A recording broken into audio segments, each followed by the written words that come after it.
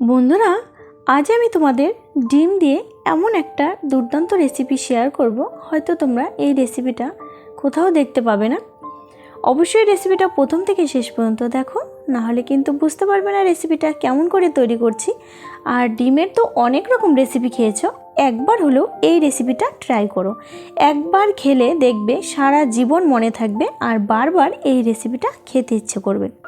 রুটি পরোটা যে কোনো কিছুর সাথে তোমরা রেসিপিটা খেতে পারো, কিংবা বাড়িতে আত্মীয় স্বজন এলেও তোমরা এই রেসিপিটা বানাতে পারো। দুর্দান্ত একটা রেসিপি। তো চলো ভিডিওটা শুরু করব। তো রেসিপিটাকে পারফেক্টলি করার জন্য থাকছে অনেক টিপস অ্যান্ড ট্রিক। আচ্ছা, ড্রিম কিচেন উইথ ভিলেজ ফুডের নতুন একটা রেসিপিতে তোমাদের সবাইকে স্বাগত জানিয়ে আমার নতুন রেসিপিটা শুরু করছি। তো চলো এবার ডিমের আমি নতুন রেসিপিটা শুরু করব। প্রথমেই দেখতে পাচ্ছ আমি নিয়েছি একটা টিফিন বক্স। একটু লম্বা টাইপের টিফিন বক্স নিয়েছি। তোমরা যদি গোল টাইপের নাও তাতেও হবে, কোনো অসুবিধা নেই। এখানে আমি কয়েকটা ডিম ভেঙে দিয়ে দেব। তো ডিমগুলো আমি এমনভাবেই ভাঙবো যাতে ডিমের কুসুমটা কোনোভাবেই ভেঙে না যায়, সেটা খেয়াল রাখবো। কুসুমটা যেন এইভাবে গোটাই থাকে, এইভাবে ভাঙবো। তো বন্ধুরা, এখানে আমি 6খানা ডিম নিয়েছি। তোমরা কম বেশি করে নিতে পারো, কোনো অসুবিধা নেই। তো আমি এখানে 6খানা ডিম দিলাম, আর একটা ডিমের কুসুমও কিন্তু আমার ভেঙে যায়নি। খুব সুন্দর করে সাজিয়ে নিয়েছি, দেখতেই পাচ্ছ। উপর থেকে আমি কিছু পেঁয়াজ কুচি ছড়িয়ে দিলাম। আচ্ছা, দিয়ে দিলাম শুকনো লঙ্কা কুচি,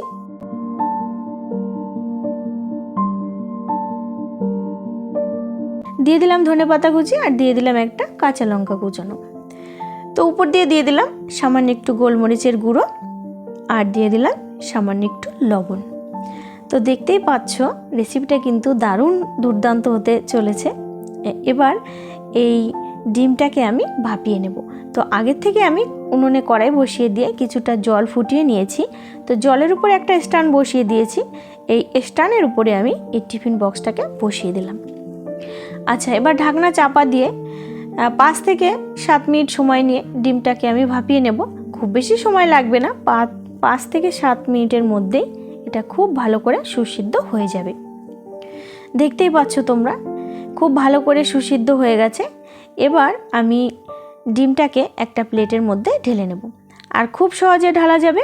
দেখতেই পাচ্ছ তোমরা, কোনো অসুবিধা হয়নি কিন্তু ডিমটাকে ঢালতে। এবার আমি টুকরো করে কেটে নেব। যেহেতু 6খানা ডিম ছিল, আর ডিমগুলো কিন্তু আমি খুব ভালোভাবে সাজিয়েও দিয়েছিলাম, তো সেইভাবে আমি 6খানা টুকরো করে নেব। আর প্রত্যেকটা টুকরোর মধ্যে কিন্তু একটা করে ডিমের কুসুম পড়বে, আমি সেইভাবে ডিমটাকে সাজিয়ে দিয়েছিলাম।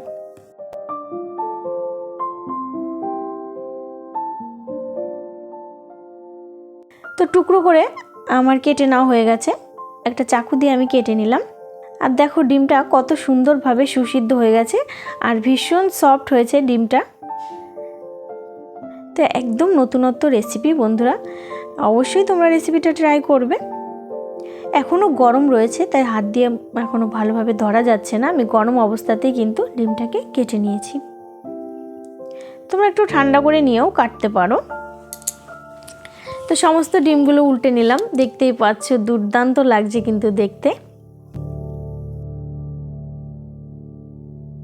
আচ্ছা, ডিমগুলো সাইডে রেখে দিলাম। এদিকে উনুনটা ধরিয়ে কড়াই বসিয়ে দিলাম। কড়াইতে দিয়ে দিলাম সর্ষের তেল। তেলটা গরম হয়ে গেছে। তেলের মধ্যে সামান্য একটু লবণ দিয়ে এবার ডিমটাকে আমি খুব ভালোভাবে ভেজে নেব। তো একে একে ডিমের সমস্ত টুকরোগুলো তেলের মধ্যে দিয়ে দিচ্ছি। তো বন্ধুরা, দেখে কিন্তু বোঝাই যাচ্ছে না যে এটা ডিম, আর দুর্দান্ত কিন্তু লাগছে দেখতে, পিঠের মতো লাগছে দেখতে। তো এবার আমি একটা সাইড একটু হালকা করে ভেজে নেব। খুব বেশি ভাজার দরকার নেই, খুব বেশি ভাজলে তাহলে ডিমটা কিন্তু শক্ত হয়ে যাবে, খেতে ভালো লাগবে না। তাই আমি হালকা করে ডিমটাকে ভেজে নেব। তো একটা সাইড একটু হালকা করে ভাজা হয়ে গেছে, এবার আমি আলতো করে উল্টে দিচ্ছি। আর খুব বেশি কিন্তু সময় নিয়ে ভাজবে না, আবারও বলে দিলাম, তাহলে ডিমটা শক্ত হয়ে যাবে।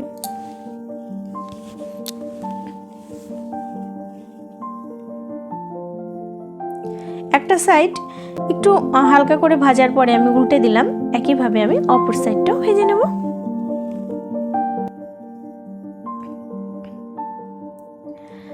আচ্ছা, ওই দিকটাও ভাজা হয়ে গেছে, এবার আমি উল্টে দিলাম।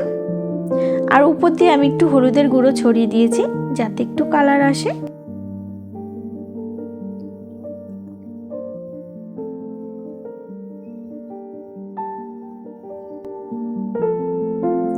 তো ডিমগুলো কিন্তু এর মধ্যে আমার ভাজা হয়ে গেছে। এবার আমি একে একে সমস্ত ডিমের টুকরোগুলো তুলে নিচ্ছি।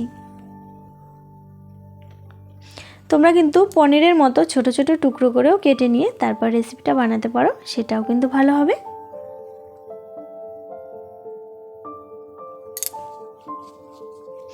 এবার ওই একই তেলের মধ্যে দিয়ে দিলাম আমি কয়েকটা সাদা জিরে আর দিয়ে দিলাম অর্ধেকটা পেঁয়াজ কুচি। পেঁয়াজ কুচিটা আমি একটু ভাজা ভাজা করে নেব। আর মিক্সিতে আমি কিছু মশলা একসঙ্গে পেস্ট করে নিয়েছি, যেমন একটা মিডিয়াম সাইজের পেঁয়াজ, একটা টমেটো, কিছুটা আদা, জিরে আর শুকনো লঙ্কা একসঙ্গে খুব ভালো করে পেস্ট করে নিয়েছি, সেটা আমি দিয়ে দিলাম। আর দিয়ে দিলাম সামান্য হলুদের গুঁড়ো। তো ডিম রান্না করতে যে যে মশলা লাগে সেই মশলাটাই দেবে, তাতেই হয়ে যাবে। এবার খুব ভালো করে মশলাটাকে কষে নেব। মশলাটা কিন্তু একটু সময় নিয়ে মিডিয়াম আঁচে কষাতে হবে। এর মধ্যে আমার মশলাটা কিন্তু একদম কষা কষা হয়ে গেছে। এবার দিয়ে দেব পরিমাণ মতো জল। আর রেসিপিটা কিন্তু একটু মাখো মাখো হবে, সেই বুঝে আমি জলটা দেব। ঝোলটাকে আমি 2 মিনিট সময় নিয়ে খুব ভালো করে ফুটিয়ে নেব। আর এবার দিয়ে দেব আমি স্বাদ অনুযায়ী লবণ।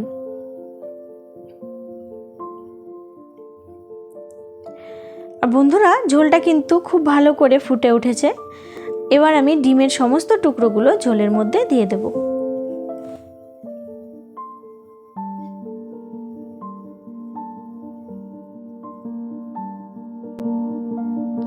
তো বন্ধুরা, এরকম দুর্দান্ত রেসিপি দেখার জন্য অবশ্যই কিন্তু আমার চ্যানেলটি সাবস্ক্রাইব করে নিও। পাশে থাকা বেল আইকন অন করে আমার ছোট্ট পরিবারের পাশে থেকো, তাহলে এরকম নতুন নতুন রেসিপি সবার আগে তোমার কাছে পৌঁছে যাবে। আর অলরেডি যারা আমার চ্যানেলটি সাবস্ক্রাইব করে নিয়েছো, তোমাদের অসংখ্য ধন্যবাদ। আর বন্ধুরা, রেসিপিটা দেখার পরে কিন্তু অবশ্যই লাইক করবে, কমেন্ট করে জানাবে কেমন হয়েছে। তোমরা কিন্তু একদমই লাইক কমেন্ট করো না। তো এবার রেসিপিটা কিন্তু আমার প্রায় হয়ে গেছে। ডিমগুলো দেওয়ার পরে আমি 2-3 মিনিট ফুটিয়ে নিয়েছি। তো উপর দিয়ে দিয়ে দিলাম সামান্য একটু সানরাইজের গরম মশলার গুঁড়ো।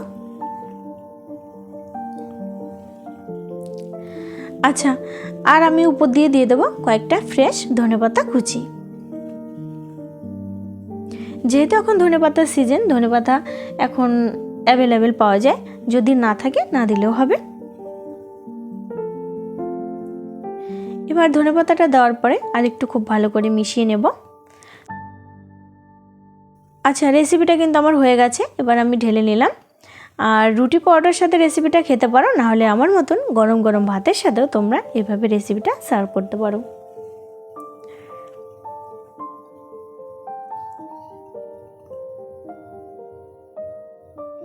তো গরম গরম ভাতের সাথে আজ আমি রেসিপিটাকে সার্ভ করব, আর এটা খাবে আমার ছেলে।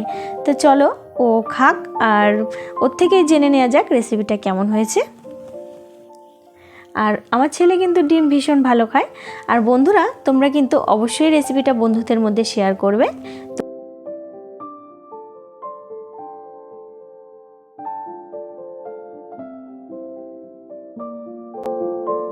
এবার খেয়ে দেখা যাক যে রেসিপিটা কেমন হয়েছে।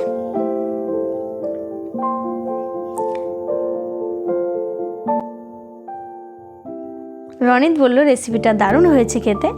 আর বন্ধুরা, নতুন একটা রেসিপিতে নতুন একটা দিনে তোমাদের সাথে দেখা হবে। ততক্ষণে ভালো থেকো, সুস্থ থেকো, সুন্দর থেকো, বাই।